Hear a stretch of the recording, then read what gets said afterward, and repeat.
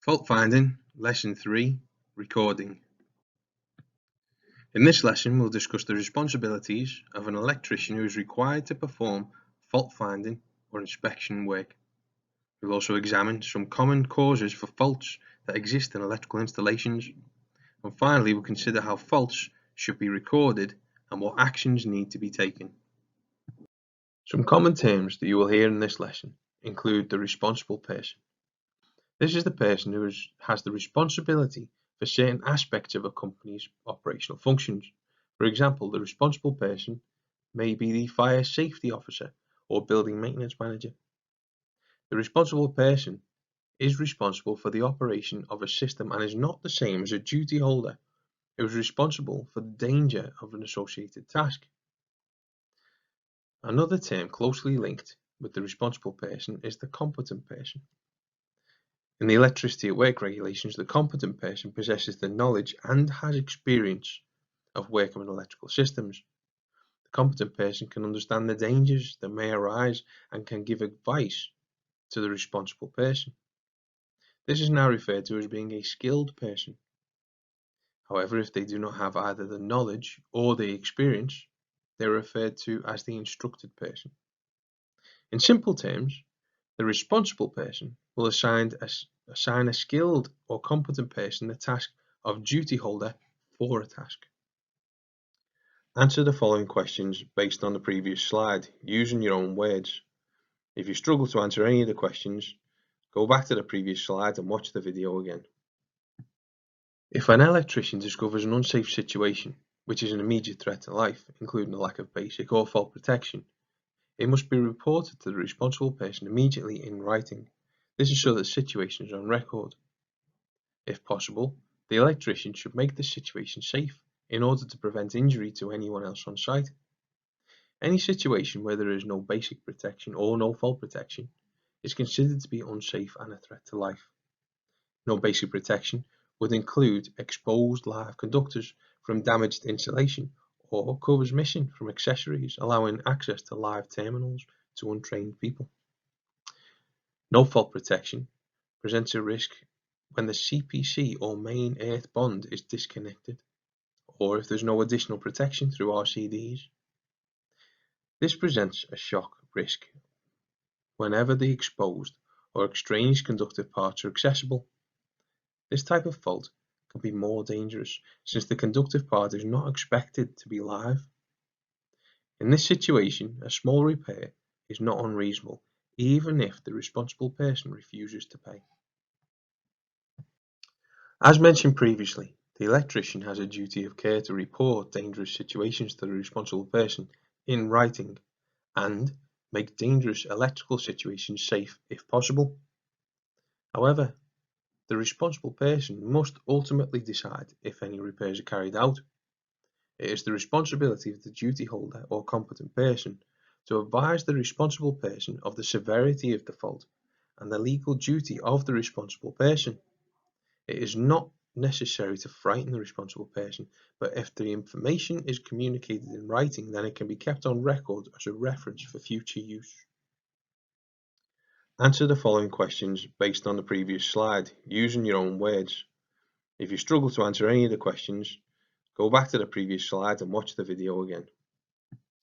The regulations in VS 7671 defines a fault as a circuit condition in which current flows through an abnormal or unintended path. Usually this is the CPC, but it could also be an exposed or extraneous conductive part. More often than not, this is the result of an insulation failure, a short circuit, or an earth fault.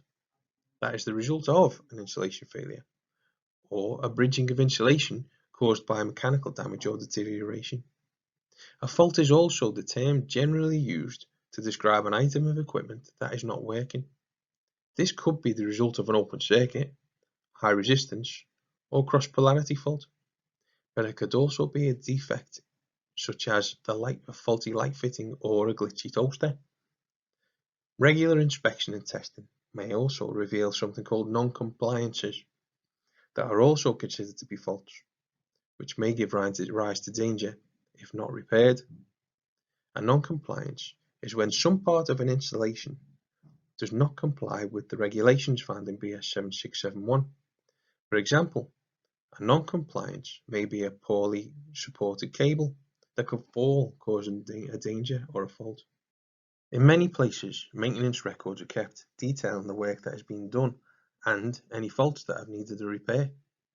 This information is retained for future use and could be critical in making future decisions regarding work projects and alterations. As an example, a situation may arise where a light fitting or a socket becomes damaged on several occasions. Each time it's repaired by a different person who is unaware that the problem has happened before.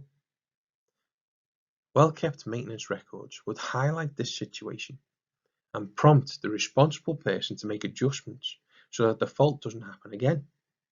If, for example, a door is continually hitting a socket, the solution might be as simple as moving the socket or replacing it for a sturdier one, or even fitting a door stop to prevent the door from hitting it.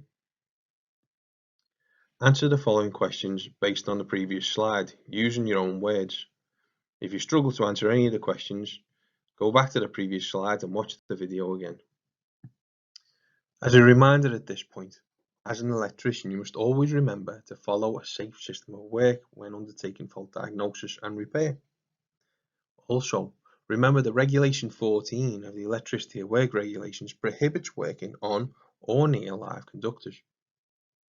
Some limited exceptions exist. For example, it may be unreasonable for the equipment to be dead, for example, if a live test of an earth fault loop impedance is to be done. If this is the case, it must be reasonable and safe for the work to take place, which is usually only the case if suitable precautions have been taken to prevent injury. If in doubt, always follow the safe isolation procedure. There are a number of certificates available for an electrical installation. One of the most common forms is the Electrical Installation Condition Report. This is intended to report on the condition of an electrical installation and to say that it is fit for continued service. However, the extent of the inspection is limited to an agreed percentage of items that are to be visually inspected. Since BS 7671 is non-statutory, there is no legal requirement for a person in control of a premises containing an electrical system to keep an electrical inspection report. However, it is advisable to do so, as it provides proof that the requirements of the Electricity at Work regulations are being met. Domestic and commercial properties are generally required to have some kind of report for insurance purposes, and an electrical installation condition report fulfills this role. If a death or serious injury does happen on a premises as a result of an electrical fault that happens due to the failure to maintain the electrical system, some form of legal action could be the result. Section K of the Electrical Installation Condition Report is used to report on faults and non-compliances. It should also include recommendations for the rectification of the identified fault. Following remedial work to correct a fault, the repairs must be checked to prove that they are safe. If there has been any replacement of cables or large components, then an electrical installation certificate should be used. Or, if the repair was only a case of re-terminating or replacing a small part, then a minor electrical installation work certificate can be used. After the work is completed, the certificate should be issued to the person requesting the work. Answer the following questions based on the previous slide, using your own words. If you struggle to answer any of the questions, go back to the previous slide and watch the video again. On this slide, you can see part of an electrical installation certificate, including the details of the installation. The other two parts include the schedule of inspections and the schedule of test results, which will be considered in the inspection and testing unit. How to complete these certificates can be found in the on-site guide, Appendix G. There you'll find a completed example of an electrical installation certificate.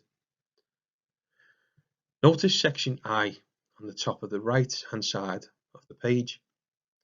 Here we have earthing arrangements, the number and type of live conductors, supply parameters, and supply protective device. The number and type of live conductors refers to the number of phase and neutral conductors in the installation.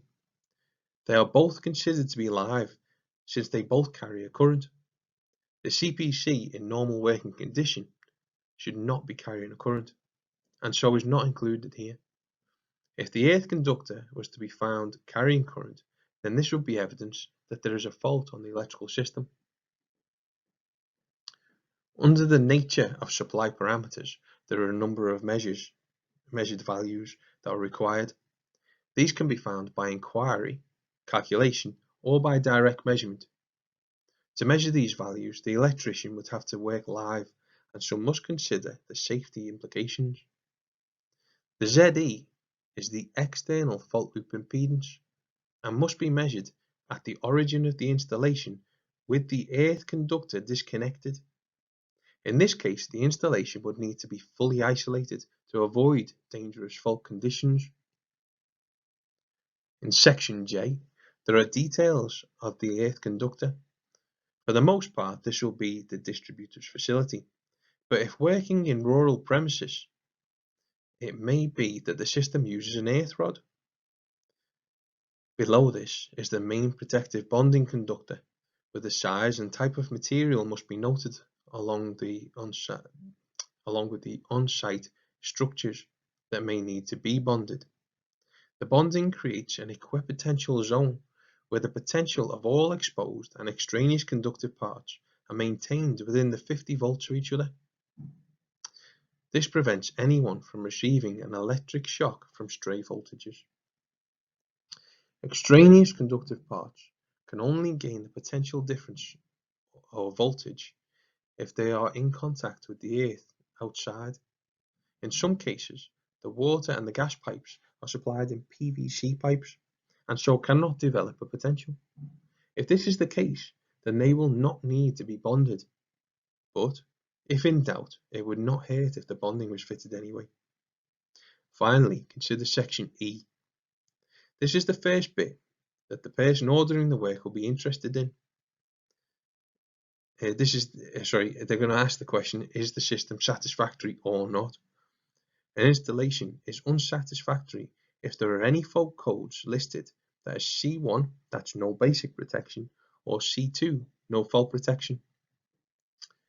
As was mentioned earlier, a small repair to ensure a satisfactory report would not be unreasonable, even if the person ordering the work refused to pay for it. If the repair is significant, then a minor work certificate should be used to confirm the repair is done correctly. Answer the following questions based on the previous slide, using your own words. If you struggle to answer any of the questions, go back to the previous slide and watch the video again. Section K is the observation section, where you can write down all the non-compliances that you find. For each observation relating to the safety of an installation, a fault code has to be given as a guide to the severity of the observation. As a general rule, C1 means that there's a danger present, there's a risk of injury, and immediate remedial action is required. C2, it's potentially dangerous. Rather than immediate, this time it's urgent remedial action is required. C3 means that improvement is recommended. And FI is for further investigation. This would usually be where there's limited access, but sometimes it might mean that there's a need for fault diagnosis work. However, we can be more specific than these little rules. A C1 fault code is used to report any situation where there is a risk of injury and immediate remedial action is required. This fault code is generally given if there's a lack of basic protection. This means that there's a potential for a person to come into contact with live parts due to damaged cables or accessories, and could also be the result of poorly modified enclosures. A C1 code may also be necessary for a crossed polarity fault, as this may create a situation where an exposed conductive part can become live. An exposed conductive part is the metallic casing of an electrical device or the enclosure of an electrical system. These are assumed to be at 0 volts potential and should not cause an electric shock. that these parts may become live due to a crossed polarity fault. A C1 fault code should not be left. Immediate action should be taken to prevent injury. This may be a quick repair, or, if the fault is more costly, the item should be switched off and securely isolated from every source of electrical energy until further action can be taken. If this is not possible to repair or isolate the circuit, then the minimum amount of action that must be taken is to close off the area or install barriers, secure barriers, to prevent access to the exposed live conductors. Simple repairs are preferred, such as replacing a light switch or refitting a cover that has not been fitted properly. And remember that all dangerous discoveries must be documented and reported to the client verbally and in writing. Answer the following questions based on the previous slide, using your own words. If you struggle to answer any of the questions, go back to the previous slide and watch the video again. A C2 fault code may not have exposed live conductors, but it still does require urgent remedial action. A C2 fault code will be recorded if there is a risk of injury from contact with live parts following a sequence of events. An example of this might be that an individual would need to move a heavy safe or open a locked cupboard to gain access to live parts. Simplifying that example, an isolator or a socket with damaged casing may be installed inside a cupboard. If this cupboard could only be accessed with use of a tool or a key, then this should be noted as a C2 fault code rather than a C1. Additionally, a C2 fault code will be used for a lack of fault protection. That could be inadequate earthing, a missing or damaged CPC, or no RCD protection. There may be loose or disconnected earth bonding clamps, or sometimes utility pipes like gas or water supplies are used as the means of earthing. Otherwise, an undersized earthing inductor may have been installed. If this is the case, then a fault on the system may not cause protective devices to operate, allowing potentially dangerous voltages to develop on exposed and extraneous conductive parts.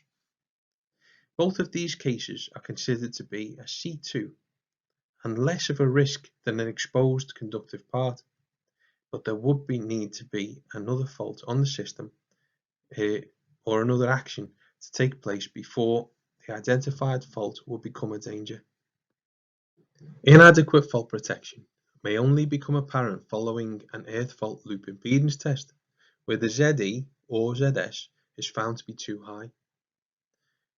As with the inadequate earthing we mentioned earlier, this is likely to lead to a situation where the protective device will not operate or the operation is delayed following a fault on the system. This will cause exposed and extraneous conductive parts to become live. For items classified as potentially dangerous or C2, a competent person must undertake the necessary remedial work as a matter of urgency. This type of repair is not part of the initial agreement, so a minor electrical installation work certificate should be issued, or an electrical installation certificate if the repair requires extensive alteration or an addition to the circuit. Answer the following questions based on the previous slide, using your own words. If you struggle to answer any of the questions, go back to the previous slide and watch the video again. An installation that does not comply with the current regulations may have complied with the previous version if it had been installed before the latest regulations. It's not uncommon for an installation to date back 50 years or more, so we'll have many non-compliances.